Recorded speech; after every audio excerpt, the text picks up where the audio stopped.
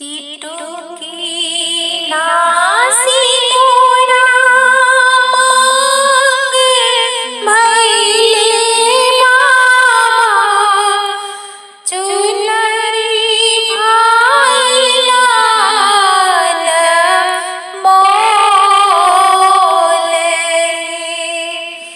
एही से लोरेवा की कारण बाबा, छोटी अम्मा के गोद। अम्मा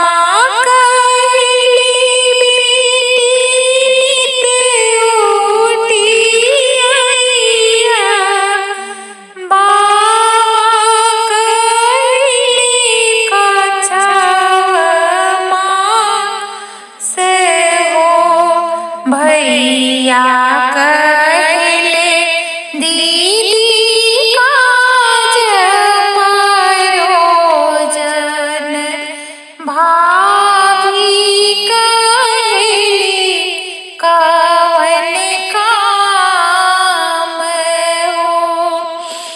चिट्टू की नासी तोरा मांग भइले बाबा, चुनरी भाइला न मोले हो।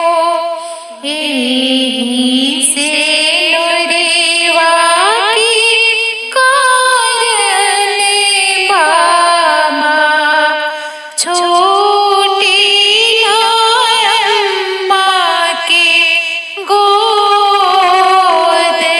हो।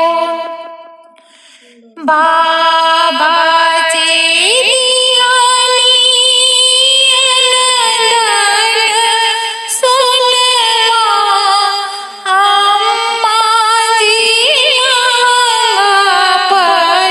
पटोरे हो।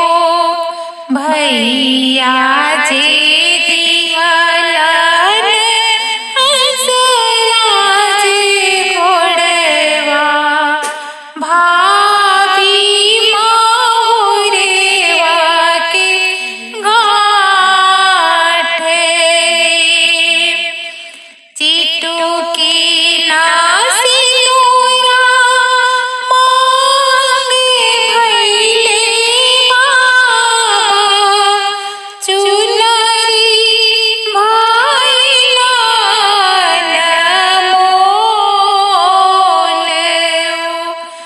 एही से लोरेवा की कारण बाबा, छोटी अम्मा के गोद।